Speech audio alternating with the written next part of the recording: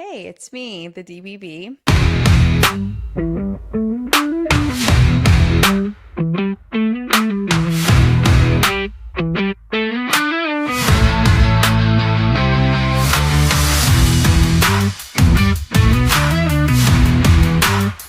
And I'm back. After months and months of saying I'm back, I have struggled with just coming up with things to say and sit in here, which is funny because I usually don't run out of things to talk about. But I just needed to get to a place where I felt really good. And this was something I wanted to just sit here and go for. And here we are. And today, on my daughter's 13th birthday, my oldest child's 13th birthday, I was driving home from the sauna, which is why I'm like sweaty and crispy and have no makeup on. I was thinking about parenting. And I realized last I was on here, I said I wanted to do a series on dating, which I still do. And I've been working on some things in the background with collabs with other people. But that takes more effort than just me sitting here. So I'm kind of going rogue here and want to talk about parenting. I've had a lot of conversations with different parents all over the place, young kids, old kids, one kid, five kids, whatever. And, it's really enlightening talking to other parents, hearing what they're going through. Having four kids myself of various ages, I feel like I've gone through just about every sickness kids can get, scares, big life transitions. I mean, I feel like I've got a lot. I don't know everything, but I know a lot about parenting and kids and developmental phases and what changes at different ages. I had the two girls first and then I had two boys. So I feel like I've got the girls down pretty well for like, you know, when I had Boston, my oldest, I kind of saw things Hadley was going through, my second, because they're less than 2 years apart. So it'd be like Boston would come out of it and then Hadley would roll into it. So I've got the girls down and then still learning with the boys. And obviously, I've got the oldest is a 13-year-old girl. So I'm still learning how to be a 13-year-old girl mom. But that's kind of the point that I'm getting at today. Some perspective that I had, I don't know, probably 2019, 2020. I remember having this very like eye-opening thought that has always stuck with me, and it has been a game changer in the way I think about my parents, the way I view other parents, the way I view my own parenting. And that is the fact that this is our first time too.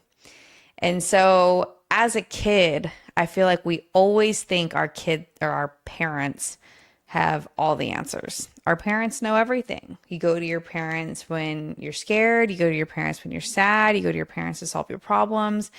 You go to your parents about everything. Like that's what you do as a kid. And as you get older, you still lean on your parents and just think that they know what's best and you think they're going to know how to guide you. And then you become a parent. And suddenly you're the one who has to solve all the problems and you're the one who has to guide the kids and figure out what's wrong and why they're sick and how to solve the sickness. And it's crazy because of course you could just monkey see monkey do and parent just like your parents did. Usually that's what happens is people parent how they were parented, or you can change things. Like if you're a self-aware person, a lot of the time you'll kind of realize things, kind of work through it. Therapy helps you with that and everything too. But when you become the parent, you just kind of realize like you don't know. You don't know either. And it's something I've actually become very open with my kids about. Whenever I don't know or something's hard or I don't feel like I'm helpful, I'll actually look at them and be like, hey, listen, I know that this is really hard for you, and I want you to know I don't always have the answers, but I'm trying my best. And what I want you to know is I know that this is your first time being an 11-year-old girl going through this problem. And this is my first time parenting an 11-year-old girl going through this problem.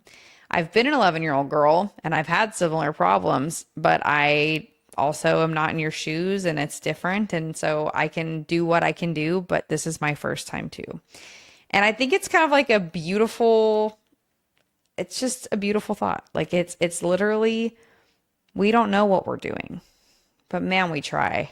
But man, we try. And it gives you such an appreciation for your own parents and your grandparents and for other parents. Like when you see other people struggling or you see other kids having a hard time with their parents or whatever, I'm always so empathetic when I look and I'm like, this is probably how they were raised. They don't know how to parent any better. Like this is monkey see, monkey do parenting, which is what a lot of us do. I sometimes I cannot believe when I hear or feel my mom or dad coming out of my mouth or my grandma or my grandpa. Like you can see the generational parenting sometimes. And then other times I'm just like, okay, I know how it would have been when I was a kid, but I want to do it differently as a parent. And then you have to figure it out. You're on your own. Like there's no monkey see, monkey do. Like you got to figure it out. It's really making it up as you go and fake it till you make it, you know?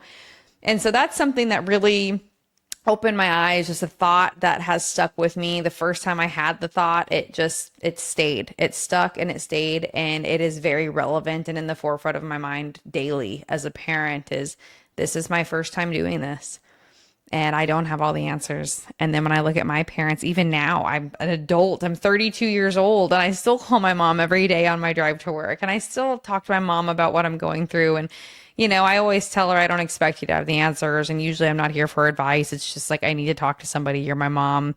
She's basically my life partner, her and my sister and my sister-in-law, Maddie. But you know, it's just one of those things where you kind of just see your parents in a different light too and appreciate them so much more for all the things they had to figure out and learn just to keep you alive and raise you. And then you appreciate, you know, how you turned out and maybe like you learn from things that you didn't like that they did, but instead of blaming them, like not my parents specifically, but I think a lot of people look at their parents and they blame them. Like, well, my mom talked to me like this, and my dad treated me like this, and my dad worked all the time. My mom was this and that. But then you're in it and you think back and it's like, man, as a parent now, the amount of days I'm just in survival mode, getting through from waking up, getting everybody ready, getting them to school, getting ready for work, getting to work on time, doing my work day, coming home, feeding them, paying the sitter, like getting them all clean and ready and their laundry done and their lunches packed and all the things that you have to do, especially during the school year and sports and everything. It's survival mode, man. Throw in being a single parent. Oh my God. Or throw in one of your parents being traveling, like travel for work, or maybe your dad works really long hours, or maybe both your parents work. Like parents really do, even if it doesn't feel like it. I have this belief that parents do the best that they know how. It might not be the best that they're capable of. I want to be clear about that because, of course, we can all always do better. But I think people do the best that they know how with the tools they were given. And when I say that, I mean with the way they were raised and the emotional availability they have and the self-awareness they have. And not everybody knows how to change. Not everybody knows how to fix generational trauma. Not everybody knows how to deal with 5 kids and a full-time job and a husband who works a lot. Like you just figure it out as you go. And then you blink and they're all teenagers. And you wonder, have I done enough? Did I hug them enough today? Did I really listen when they wanted to talk to me? Am I helping them through hard things? Am I giving them individual attention? Like parenthood is like a never-ending journey of questions of, did I do enough today? Was I good enough today? Are they okay? Did I screw them up? Did I inflict long-lasting trauma today, or did I give them a good memory? And when they think of me when they're 25, they're going to remember the good stuff, or are they going to remember all the times that I freaked out and yelled and had bad days? Because that's the other thing. And this is just a off the cuff, making stuff up as I go podcast per usual. Because that's the other thing. We're humans. 30 years ago or 20, let's say 25 years ago, I was a 7-year-old girl. I was just a little girl. And I had dreams, I had plans, and I had emotions, and I had feelings, and I had parents, and I had siblings, and I had a life as a kid. And then I just grew up, and one day I was a kid with a kid. I was an 18-year-old with a baby. And then suddenly I had 2 babies, 3 babies, 4 babies. But in here somewhere is still that 7-year-old girl. In here somewhere is still that 12-year-old little girl.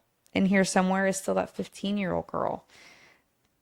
You just grow up, like all these versions of you just stay, and then you add more versions of yourself, but they never leave.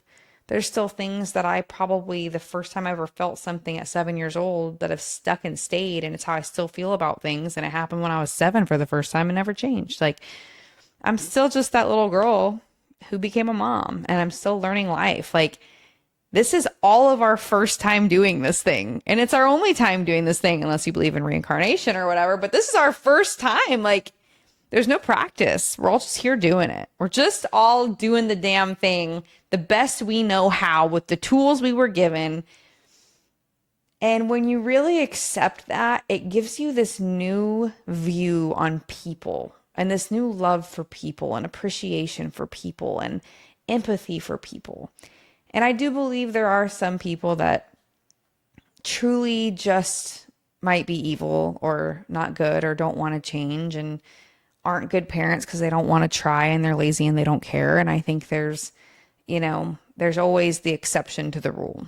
But I think for the most part, every parent out there is just doing the best that they know how. Because after all, none of us have ever done this before. And so that's really all I wanted to say today.